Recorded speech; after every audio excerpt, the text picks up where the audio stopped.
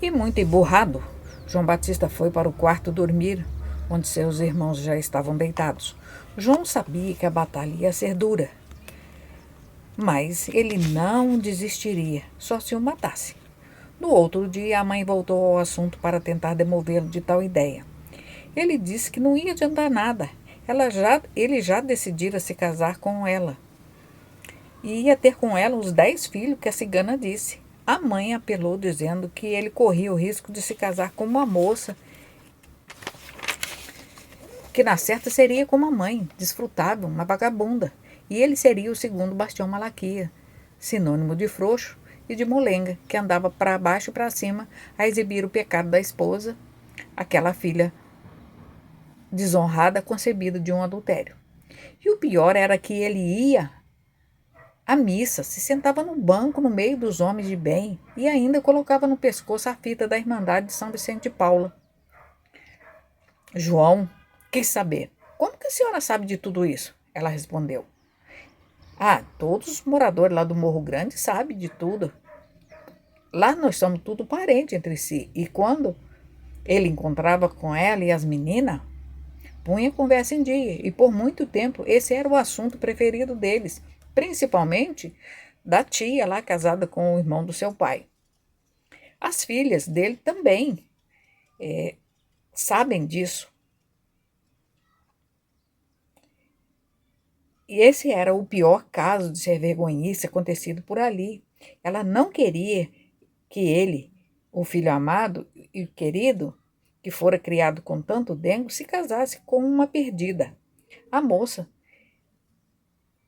que ela escolhera para ele se casar era uma outra, filha de um parente lá de nome Ramos, sobrinha dessa família que diziam que Paulina era filha. Essa sim, ela, o pai fazia o maior gosto, e a mãe também. João Batista respondeu malcriado à mãe: por que eu vou me casar com ela? Ela é minha prima, é feia, é gorda, é branquela, parece uma brobrona rajada de branca no meio da roça. Mas nem morto eu me caso com ela, eu prefiro me capar então. A mãe fez guerra de nervos. Começou a chorar. As irmãs vieram socorrê-la. Ela começou a passar mal, mas João disse: então vai morrer, porque eu vou me casar com a Paulina. A mãe jogou na cara dele tudo o que fizera por ele até ali, as noites mal dormidas, os mingau de maisena na hora das refeições, quando ele não queria comer a comida que os outros comiam, as roupas passadas e lavadas do pai que ele vestia e ia para os bailes, as botas, o chapéu do pai que ele usava. Ele não tinha nada, nem um centavo no bolso e nem no banco. Ele vivia de aparência. Tudo que ele tinha não era dele, era emprestado do pai. Ele nunca trabalhou na vida. Como ele pensava em sustentar aquela folgada e a família dela? Um bando de vagabundo. Aquela corja de gente sem vergonha. João Batista virou as costas para a mãe, para as irmãs, para não responder mais, porque a mãe e a irmã estavam grávidas. E aí ele saiu. Não queria falar mais nada. Ele não tinha o que falar. No fundo, tudo aquilo era verdade. Ele não tinha nada de seu. Como sustentar a esposa, a família, os filhos? Eles não viveriam de brisa.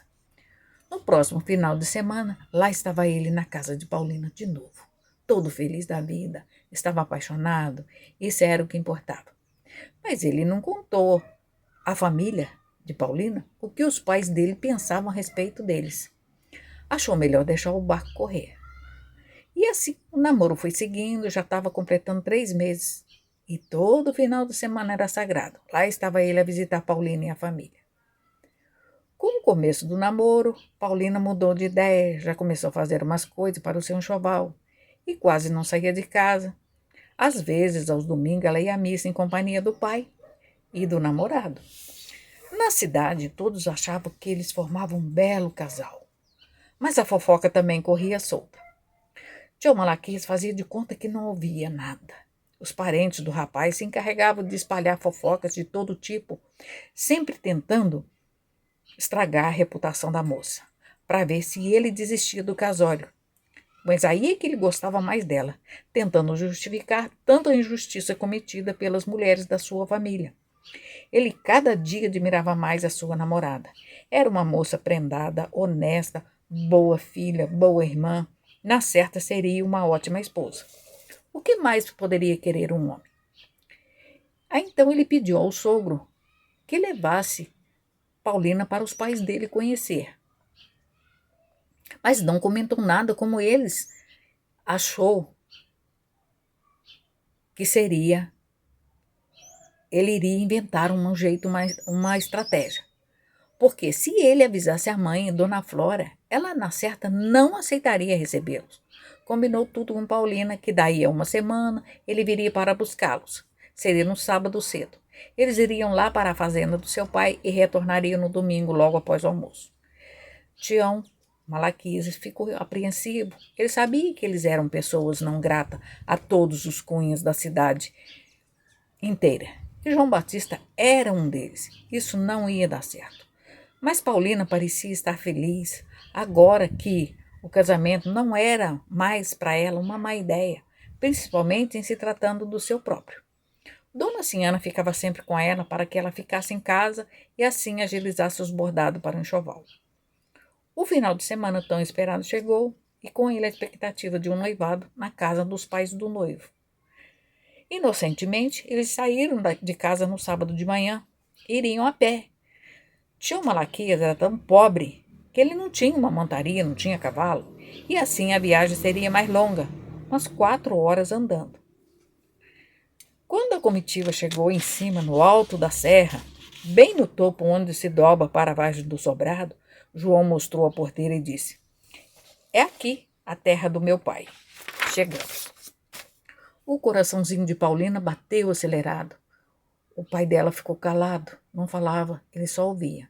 Ele tinha medo de se trair em alguma palavra. O caminho era longo até a casa. Na frente, uma grande paineira com suas primeiras flores a desabrochar. João disse: "Fui eu que plantei essa paineira quando eu tinha 10 anos. Essas são as primeiras flores." Paulina ergueu os olhos do chão, olhou para os galhos cheios de flores grandes, cor-de-rosa. O sol estava quente, o dia estava brilhante e claro.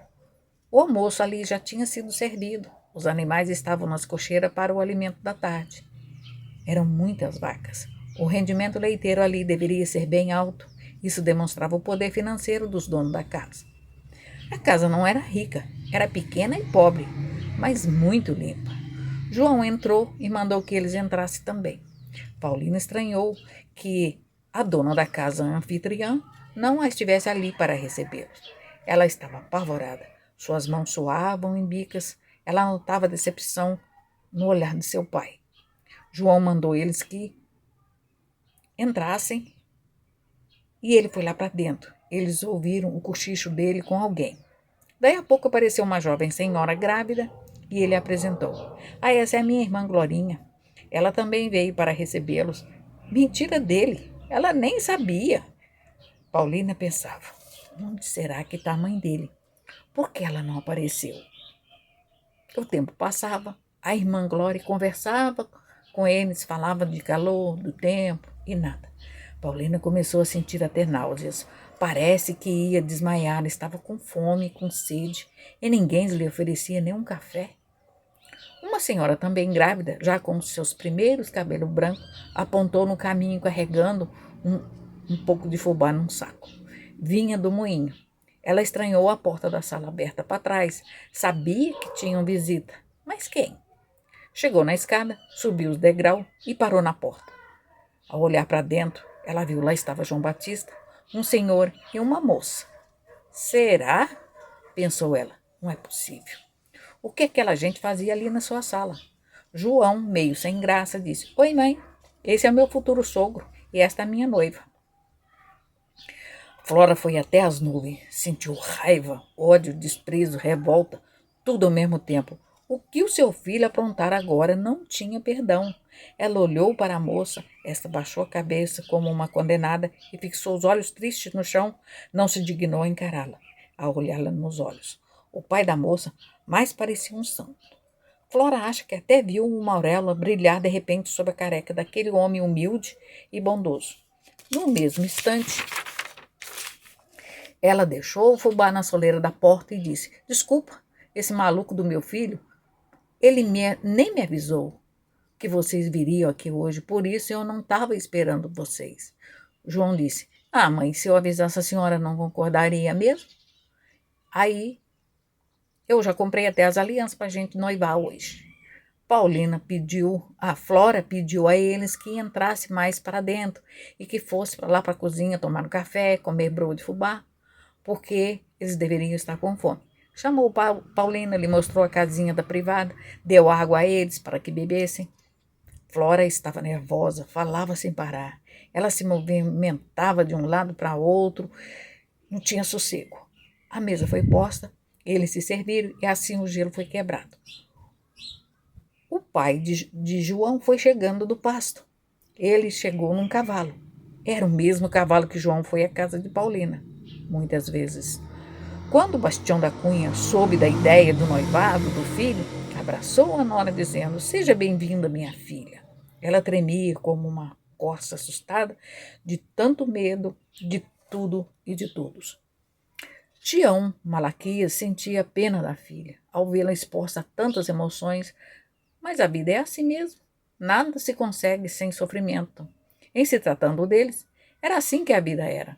Tudo era muito doloroso para ter um desfecho até que às vezes poderia ser feliz.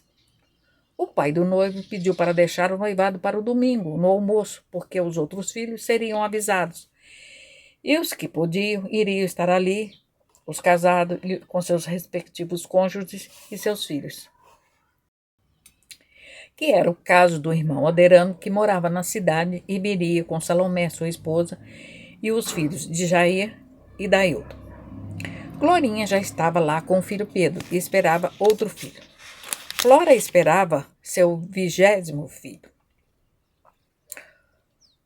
Seu Bastião da Cunha disse que mataria um bezerro para o churrasco do almoço. Assim foi feito. Tudo transcorreu normal.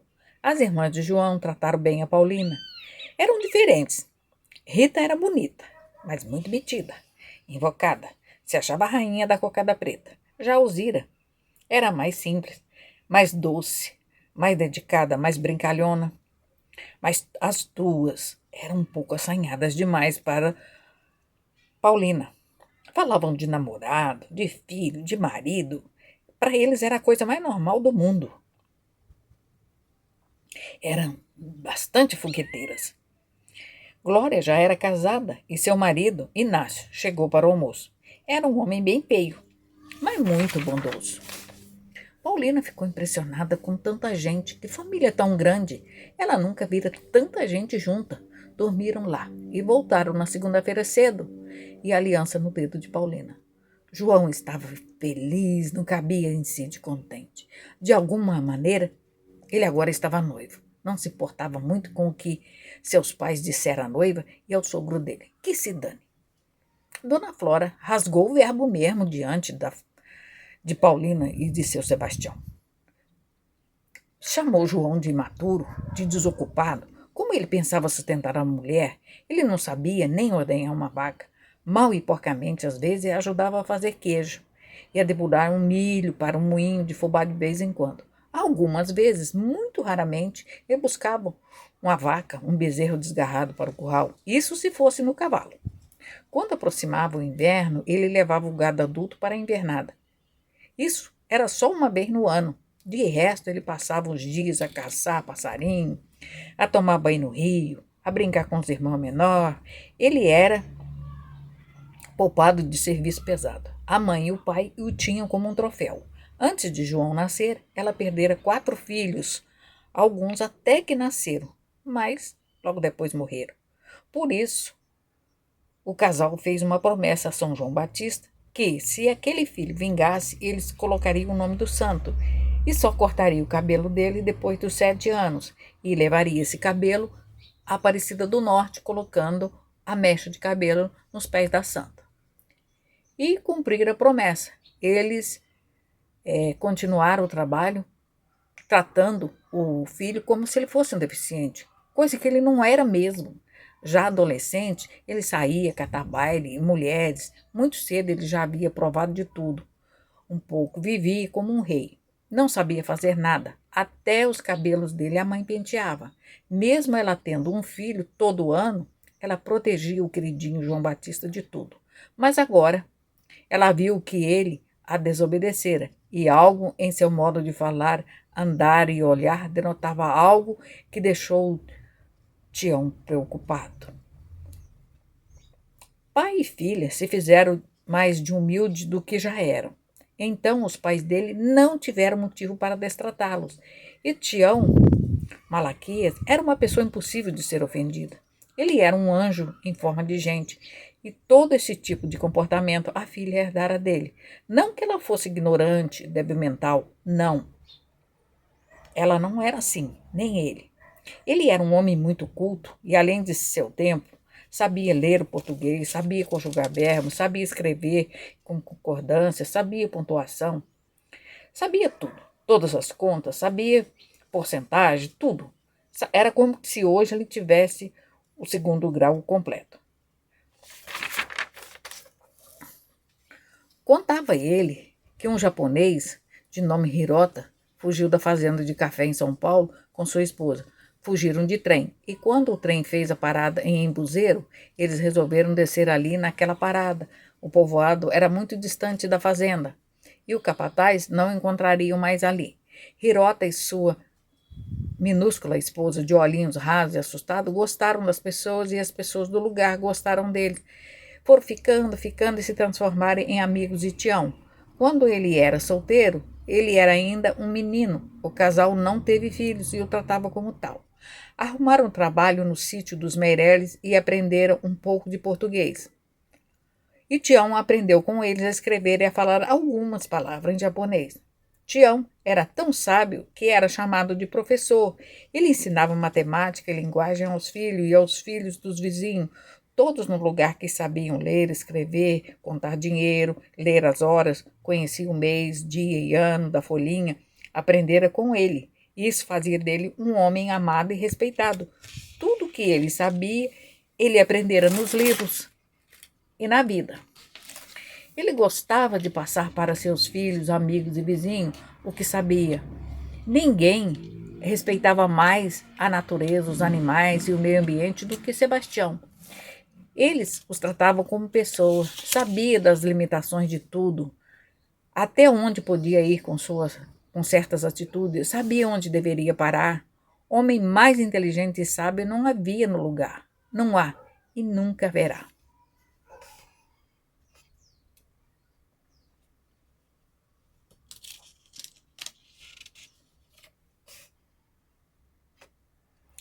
Tião era um homem disciplinado, honrado, cordado e de uma tolerância, de uma sabedoria plena. Mas, acima de tudo, era humano, muito humano.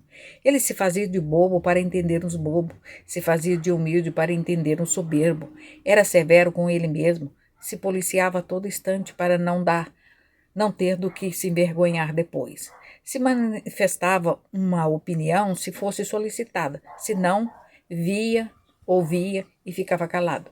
Nunca gostou de impor sua opinião, mesmo tendo certeza de estar certo. Era a política dele. O tempo era o melhor remédio. Só o tempo é capaz de transformar e mudar as coisas. E acreditava piamente no destino. Todos nós já trazemos em nós, desde a concepção, a nossa trajetória de vida traçada. Não podemos fugir dela, mesmo que tentemos.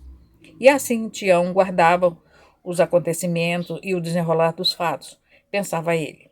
Para ser feliz, só é preciso entender as pessoas e viver, e também deixando com que as outras pessoas vivam, e que a melhor escola ainda é a escola da vida. O melhor calmante ansiolítico para dar sono, dormir em paz, é uma consciência em paz, sem culpa e sem pecado nenhum.